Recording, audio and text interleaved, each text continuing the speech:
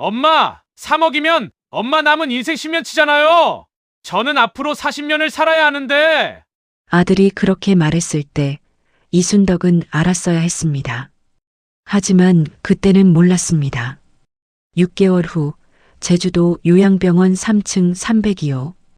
태풍이 몰아치는 밤, 잠긴 문 앞에서 서랍 속 위조 서류를 보고서야 이순덕은 깨달았습니다. 내 아들이 날 죽이려 한다. 하지만 처음으로 돌아가 봅시다. 3개월 전 태준이 순덕의 손을 잡으며 말했습니다. 엄마 손 좀 봐. 떨리잖아. 요즘 자주 그래? 순덕은 손을 빼며 대답했습니다. 나이 들면 다 그래. 병원 가보세요. 괜찮다니까. 태준이 한숨을 쉬었습니다. 엄마, 제발. 저 걱정돼서 그래요. 그 말을 듣고 순덕은 병원에 갔습니다. 실수였습니다. 신경과 의사는 말했습니다. 초기 치매 가능성이 있습니다. 순덕의 머릿속이 하얘졌습니다. 38년간 교단에 섰습니다. 수백 명의 아이들을 가르쳤습니다. 철의 여인 이순덕. 그녀가 기억을 잃는다고? 확진은 아닙니다. 정밀 검사가 필요해요. 태준이 순덕의 어깨를 잡았습니다. 엄마, 괜찮아요. 치료하면 돼요. 하지만 순덕은 태준의 눈빛을 봤습니다. 0.3초? 아주 짧은 순간 태준의 입꼬리가 올라갔습니다. 미소가 아니었습니다. 안도였습니다. 순덕은 그 순간을 놓쳤습니다. 아니, 못 본 척했습니다.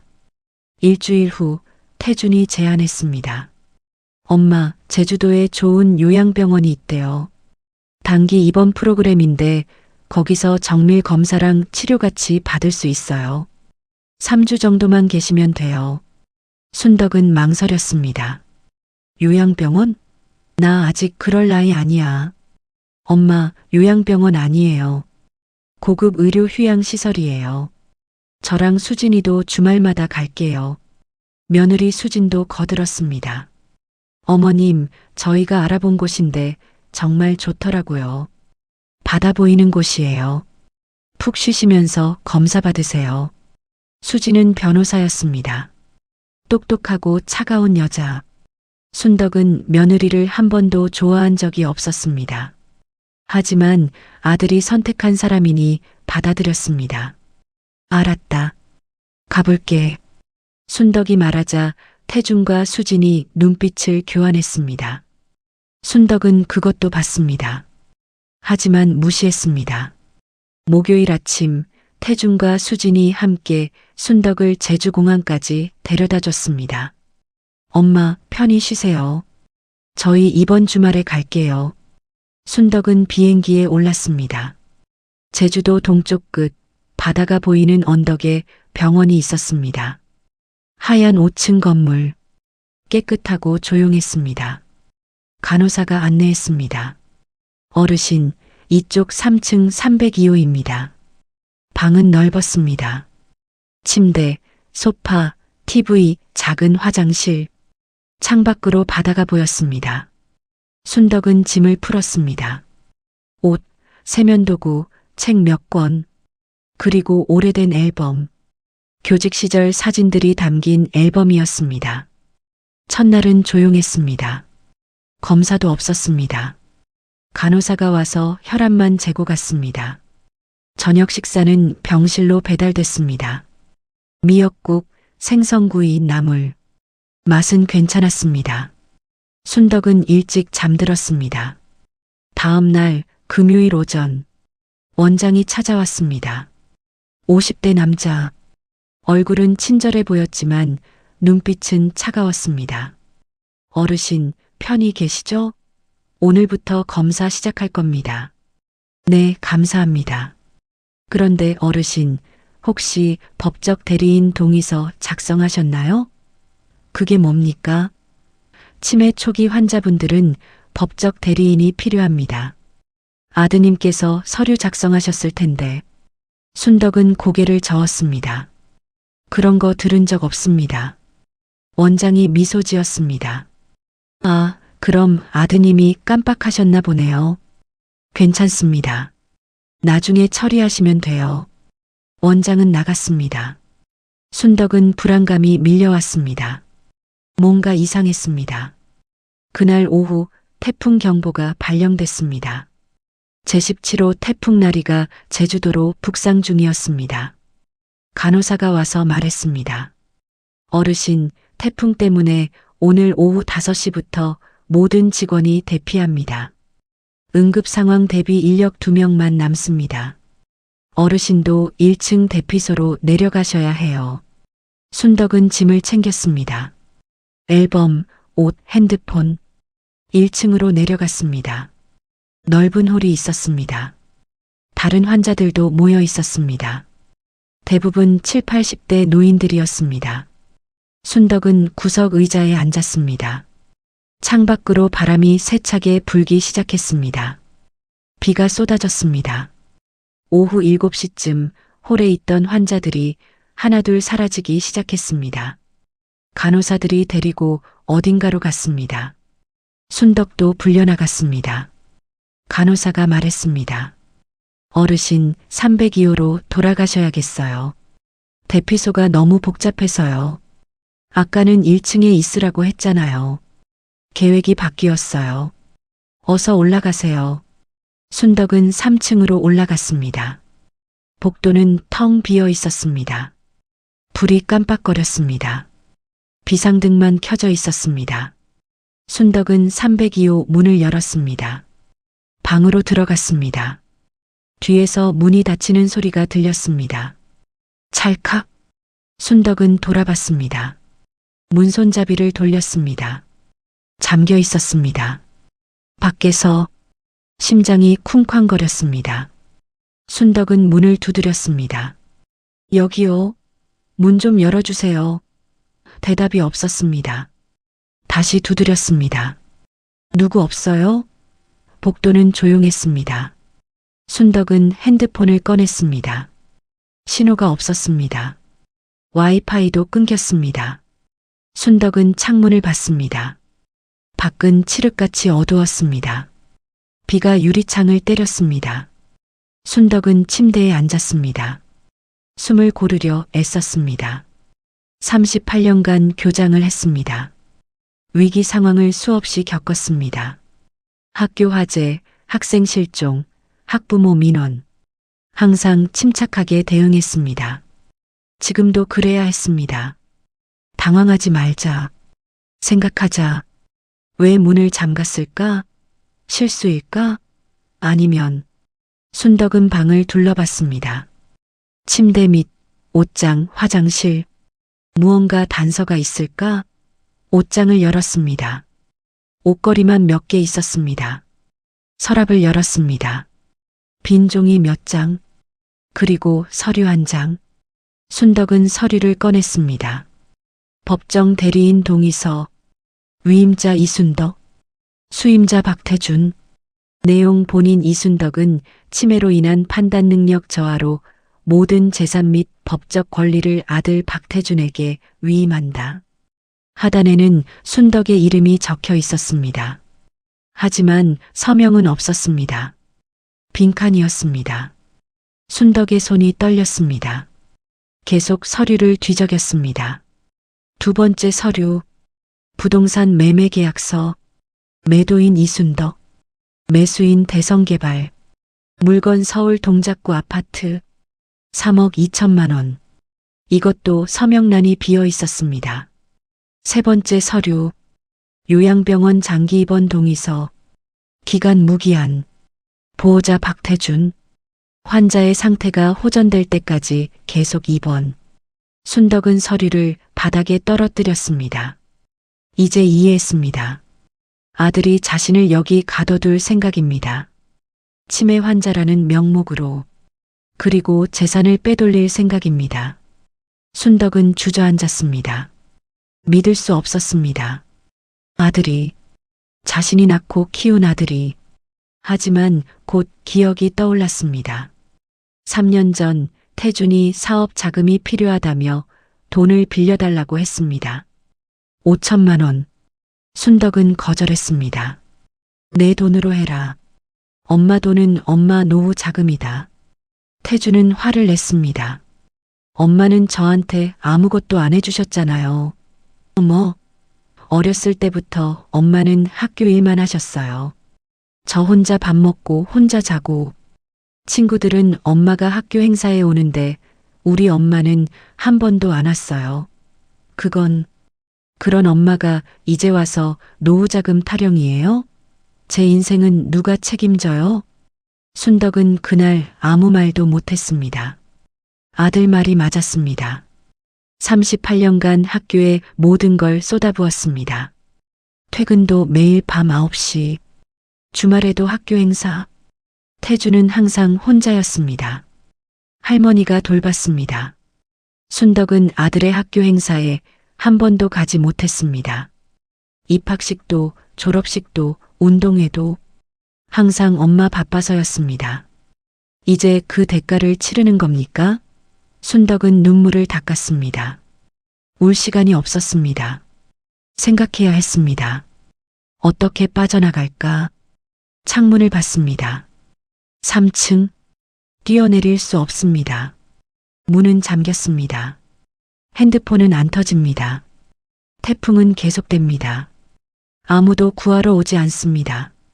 순덕은 일어섰습니다. 냉정하게 생각하자. 첫째, 문을 열어야 합니다. 둘째, 이 병원에서 나가야 합니다. 셋째, 증거를 확보해야 합니다.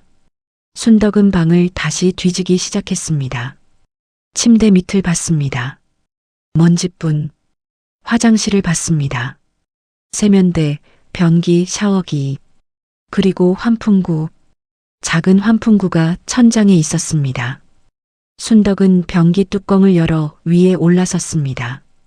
환풍구 덮개를 잡아당겼습니다. 빠졌습니다. 안을 봤습니다. 좁은 통로. 어른이 들어갈 수는 없지만 목소리는 전달될 것 같았습니다. 순덕은 소리쳤습니다. 여기요. 누구 없어요. 메아리만 울렸습니다. 다시 소리쳤습니다. 도와주세요. 여전히 대답이 없었습니다. 순덕은 포기하지 않았습니다. 계속 소리쳤습니다. 10분, 20분. 목이 쉬었습니다. 그때 희미하게 소리가 들렸습니다. 거기 누구세요? 남자 목소리였습니다. 젊은 목소리. 순덕은 다시 소리쳤습니다. 저 302호에 갇혀 있어요. 도와주세요. 잠깐만 기다리세요. 발소리가 멀어졌습니다. 그리고 5분 후 아무 일도 일어나지 않았습니다. 순덕은 기다렸습니다. 10분, 15분. 여전히 조용했습니다. 순덕은 불안해졌습니다. 혹시 간호사한테 잡힌 건 아닐까? 혹시 원장이 막은 건 아닐까? 순덕은 환풍구에서 내려와 다시 문을 두드렸습니다. 이번에는 더 세게. 쿵쿵쿵. 여기요. 누구 없어요. 그때 복도에서 발소리가 들렸습니다. 여러 명. 빠른 발소리. 순덕은 문에 귀를 댔습니다. 302호 어디 있어요? 저기요. 문 열어주세요. 열쇠가 없는데요. 부수세요. 네. 쿵. 문이 흔들렸습니다. 쿵. 다시. 쿵쾅. 세 번째. 찰칵. 문이 열렸습니다. 젊은 남자가 서 있었습니다. 30대 초반. 경찰 제복을 입고 있었습니다. 뒤에 간호사 2명이 겁먹은 표정으로 서 있었습니다. 남자가 헐떡이며 말했습니다. 괜찮으세요? 순덕은 눈물이 터졌습니다. 문이 잠겨서. 알아요. 제가 열쇠 찾는데 시간이 걸렸어요. 간호사들이 숨기려고 해서. 남자가 순덕을 부축했습니다. 그리고 환하게 웃었습니다. 선생님, 저 기억하세요? 5학년 3반 김민수예요. 순덕은 입을 벌렸습니다. 김민수? 20년 전 제자. 문제아였습니다. 수업 시간에 떠들고 친구들 괴롭히고 숙제도 안 하고 학부모도 포기한 아이였습니다. 하지만 순덕은 포기하지 않았습니다. 매일 남겨서 공부를 가르쳤습니다. 아이의 손을 잡고 넌 할 수 있어라고 말했습니다. 졸업할 때 민수는 울면서 말했습니다. 선생님, 저 경찰 될래요. 선생님처럼 사람들 도와주고 싶어요. 그 민수가 지금 눈앞에 있었습니다. 민수야. 순덕의 눈에 눈물이 고였습니다. 민수가 물었습니다. 선생님, 왜 여기 계세요? 순덕은 떨리는 손으로 서류를 꺼냈습니다. 이것 좀 봐. 민수는 서류를 읽었습니다. 얼굴이 굳었습니다. 이게 선생님 아드님이 작성한 거예요? 그런 것 같아. 이건 명백한 사기죠. 선생님을 치매 환자로 만들어서 재산을 빼돌리려는. 알아. 그래서 여기서 나가야 해. 민수가 고개를 끄덕였습니다. 선생님, 저 따라오세요. 그런데 그때였습니다. 뒤에 있던 간호사 한 명이 무전기를 꺼냈습니다. 원장님, 302호 환자가 탈출하려고 합니다. 민수가 재빨리 무전기를 빼앗았습니다. 이거 증거물 압수합니다. 간호사가 소리쳤습니다. 당신 누구세요? 무슨 권한으로? 제주동 부경찰서 김민수 순경입니다. 지금 이 병원은 환자 감금 및 사기 혐의로 조사 대상입니다. 민수가 순덕을 데리고 복도로 나왔습니다. 1층으로 내려가려는데 계단 아래에서 발소리가 들렸습니다. 여러 명 올라오고 있었습니다. 민수가 순덕의 손을 잡았습니다. 뒤로 가요. 어디로? 옥상. 두 사람은 계단을 올라갔습니다. 4층, 5층. 옥상 문 잠겨 있었습니다. 민수가 어깨로 문을 들이받았습니다. 쿵. 문이 열렸습니다. 두 사람은 옥상으로 나왔습니다. 태풍이 몰아쳤습니다. 비가 얼굴을 때렸습니다. 민수가 무전기를 꺼냈습니다. 여기 김민수 순경입니다. 지원 요청합니다. 제주의료요양병원 옥상. 환자 감금 및 사기 사건. 긴급 상황입니다. 잡음만 들렸습니다. 태풍 때문에 통신이 안 됐습니다. 옥상 문이 열렸습니다. 원장이 나타났습니다. 뒤에 직원 3명이 따라왔습니다. 원장이 차갑게 웃었습니다. 경찰관님, 오해가 있으신 것 같은데요. 오해 아닙니다. 증거 확보했습니다. 무슨 증거요? 그건 아직 작성 중인 서류일 뿐입니다. 아드님께서 어머니 치료를 위해 준비하신 거예요. 원장이 순덕을 봤습니다. 어르신, 괜찮으세요? 치매 증상이 심해지셨나 봐요. 환각을 보시는 것 같은데. 나 멀쩡해. 순덕이 소리쳤습니다. 아들이 날 가두려고 한 거라고. 원장이 고개를 저었습니다. 보세요, 경찰관님. 어르신 상태가 이러십니다. 판단력이 흐려지신 거예요. 민수가 앞으로 나섰습니다. 선생님은 멀쩡하십니다. 당신이 거짓말하는 거죠. 증명할 수 있습니까? 할 수 있습니다. 선생님, 저 누구예요? 순덕이 대답했습니다. 김민수, 20년 전 내 제자, 5학년 3반, 2005년 졸업. 내가 졸업할 때 나한테 편지 줬지. 선생님 덕분에 제가 살았습니다라고 썼어. 그 편지 아직도 내 책상 서랍에 있어. 민수의 눈시울이 붉어졌습니다. 원장의 얼굴이 굳었습니다. 어르신, 기억이 돌아오셨네요. 하지만 치매는 들쑥날쑥한 겁니다. 가끔 멀쩡한 것처럼 보여도. 닥쳐. 순덕이 외쳤습니다. 나 38년간 교장했어. 내 같은 인간 수백 명 봤어. 거짓말하는 눈빛 다 알아. 바람이 더 세게 불었습니다. 순덕이 비틀거렸습니다. 민수가 부축했습니다. 원장이 직원들에게 눈짓했습니다. 직원들이 천천히 다가왔습니다. 민수가 경찰봉을 빼들었습니다. 더 가까이 오지 마세요. 공무집행방해로 체포하겠습니다. 그때 옥상 반대편 문이 열렸습니다. 경찰 3명이 나타났습니다. 김민수, 순경, 여기요. 경찰들이 달려왔습니다. 원장이 도망치려 했지만 곧 붙잡혔습니다. 직원들도 마찬가지였습니다. 순덕은 주저앉았습니다. 민수가 재킷을 벗어 순덕의 어깨에 걸쳐줬습니다.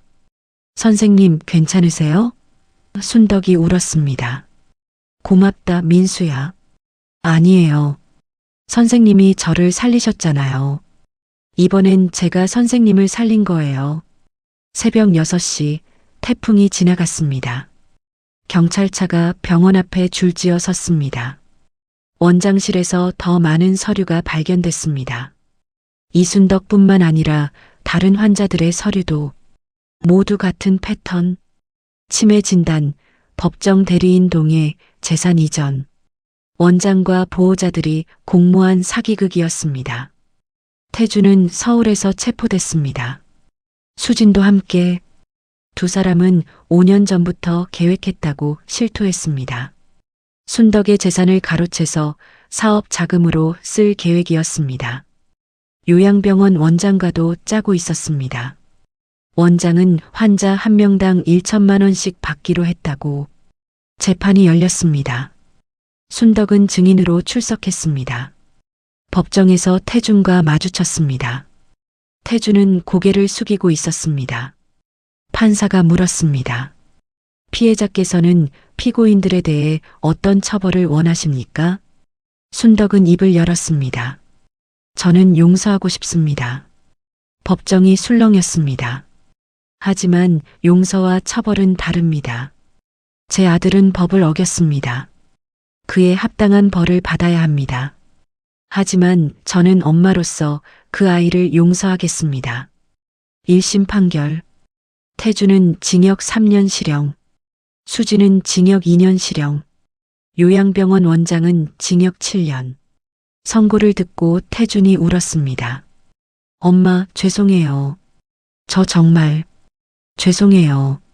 순덕은 대답하지 않았습니다. 법정을 나왔습니다. 6개월 후 순덕은 서울 아파트로 돌아왔습니다. 치매 진단은 오진이었습니다. 단순한 스트레스성 건망증이었습니다. 약을 먹고 좋아졌습니다. 어느 토요일 오후 현관 초인종이 울렸습니다. 순덕은 인터폰을 확인했습니다. 태준이었습니다. 6개월 만이었습니다. 순덕은 문을 열지 않았습니다.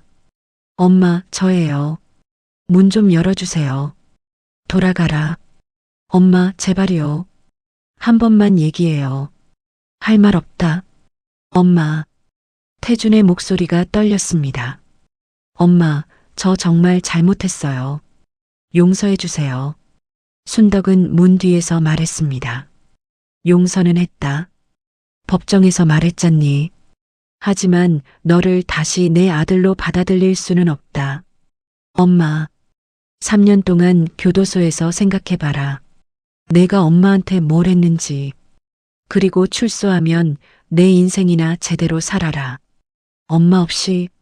엄마, 제발. 미안하다. 돌아가거라. 그리고 다시는 오지 마라.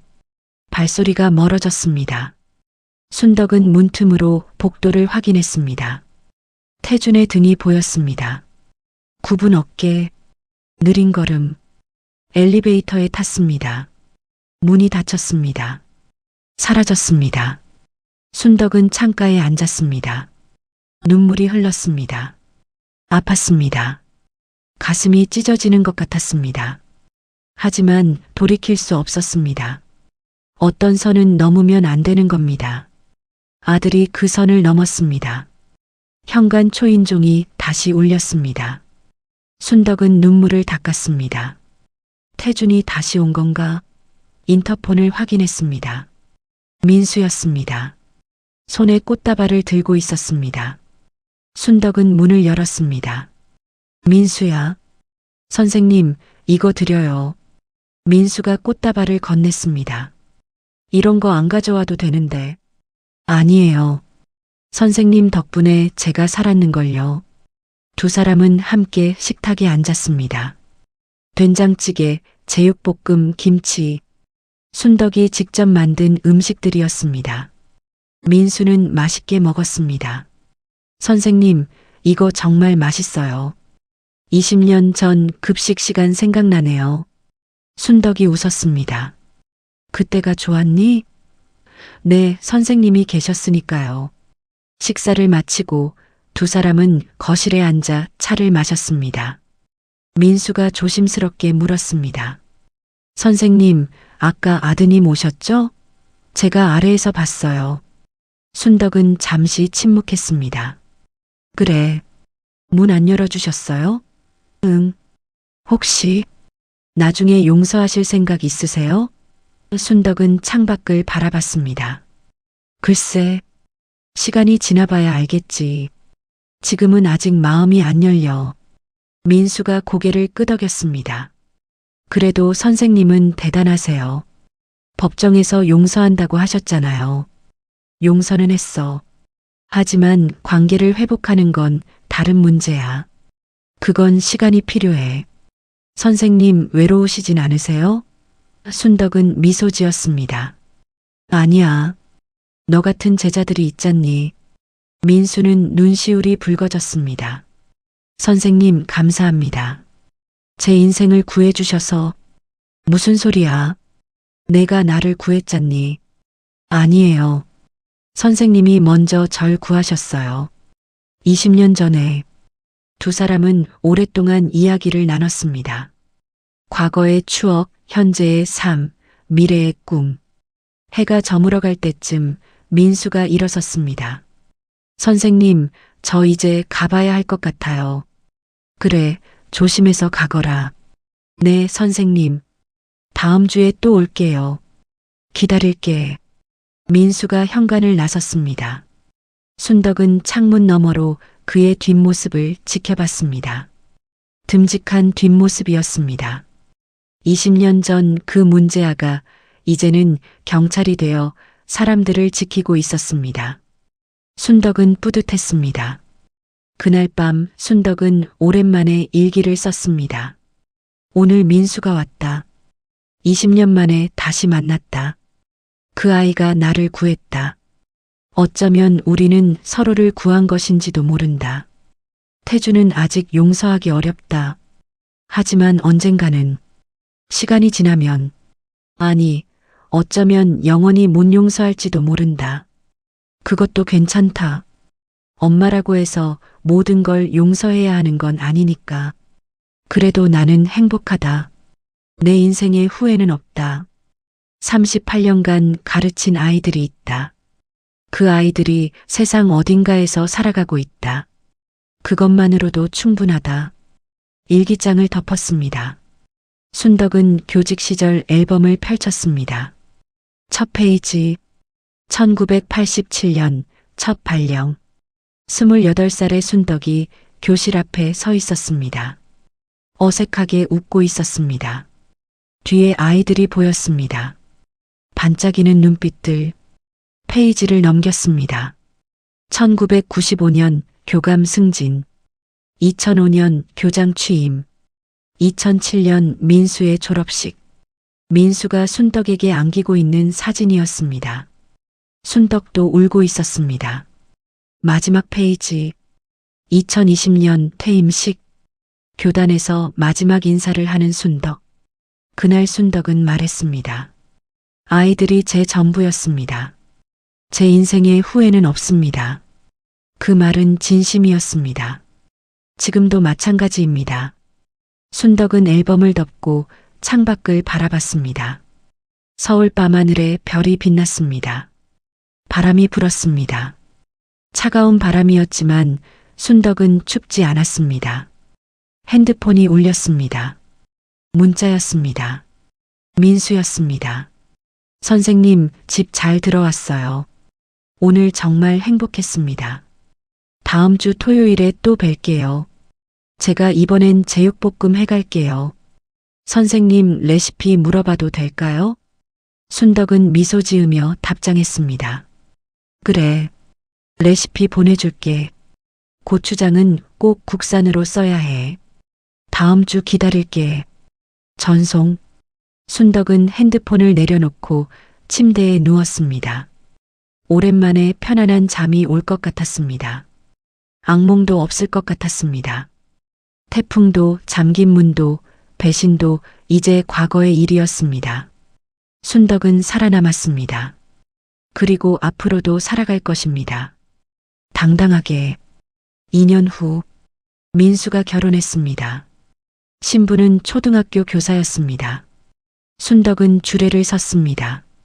결혼식장에는 순덕의 옛 제자들이 많이 왔습니다. 모두 자랑스러운 어른이 되어 있었습니다. 민수가 순덕에게 말했습니다. 선생님, 저희 아이 태어나면 선생님 이름 따서 지을래요. 순덕은 웃었습니다. 괜찮아. 내 아이는 내가 이름 지어라. 그래도요. 민수야, 너는 좋은 아빠가 될 거야. 나보다 훨씬. 그날 밤 순덕은 집으로 돌아오는 택시 안에서 문자를 받았습니다. 모르는 번호였습니다. 엄마, 나야. 태준이. 출소했어. 연락하려는 거 아니야. 그냥 알려주고 싶었어. 엄마, 나 잘 살게. 엄마가 말한 대로 내 인생 제대로 살아볼게. 사랑했어. 미안했어. 순덕은 한참을 문자를 바라봤습니다. 답장을 쓸까 말까 고민했습니다. 결국 답장하지 않았습니다. 하지만 문자는 지우지 않았습니다. 저장했습니다. 언젠가 마음이 풀리는 날이 오면 그때 답장할 수도 있을 것 같았습니다. 아니면 영원히 안 할 수도 있었습니다. 그것도 괜찮았습니다. 택시가 아파트 앞에 멈췄습니다. 순덕은 집으로 들어갔습니다. 현관불을 켰습니다. 익숙한 집, 따뜻한 집, 순덕의 집, 거실 벽에는 사진들이 걸려 있었습니다.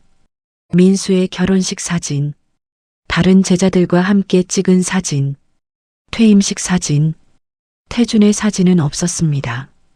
치웠습니다. 언젠가 다시 걸 날이 올까요? 모르겠습니다. 순덕은 소파에 앉았습니다. 차를 끓였습니다. 창밖으로 서울 야경이 보였습니다. 순덕은 홀로 차를 마셨습니다. 외롭지 않았습니다. 아팠지만 후회하지 않았습니다. 이것이 순덕의 선택이었습니다. 용서했지만 잊지 않았습니다. 엄마였지만 호구는 아니었습니다. 38년간 쌓아온 존엄을 지켰습니다. 핸드폰이 또 울렸습니다. 민수였습니다. 선생님, 신혼여행 갔다가 선생님 생각나서 연락드려요. 저 선생님 같은 선생님 되고 싶어요. 제 아내도 선생님 존경한대요. 다음 달에 인사드리러 갈게요. 순덕은 답장했습니다. 그래. 기다릴게. 신혼여행 잘 다녀와. 행복해라. 순덕은 웃었습니다. 진짜 웃음이었습니다. 가슴 깊은 곳에서 우러나온 웃음이었습니다. 창밖으로 별이 빛났습니다. 서울 하늘은 맑았습니다. 순덕은 혼자였지만 외롭지 않았습니다. 씨앗을 뿌렸습니다. 꽃이 피었습니다. 그것으로 충분했습니다. 여러분, 이 이야기가 마음에 와닿으셨나요? 때로는 우리가 심은 씨앗이 예상치 못한 곳에서 꽃을 피웁니다. 이순덕 교장은 평생 아이들을 가르쳤고 그 아이들 중 한 명이 위기의 순간 자신을 구했습니다. 가족에게 배신당했지만 진짜 가족은 피가 아니라 마음으로 이어진다는 걸 깨달았습니다. 용서는 했지만 관계 회복은 거부했습니다. 그것도 용기입니다. 엄마라고 해서 모든 걸 참아야 하는 건 아닙니다. 어떤 선은 넘으면 안 되는 겁니다. 그 선을 지키는 것, 그것이 진정한 존엄입니다. 이 이야기가 작은 위로가 되셨다면 구독과 좋아요로 응원해 주세요. 다음 이야기에서 또 뵙겠습니다. 감사합니다.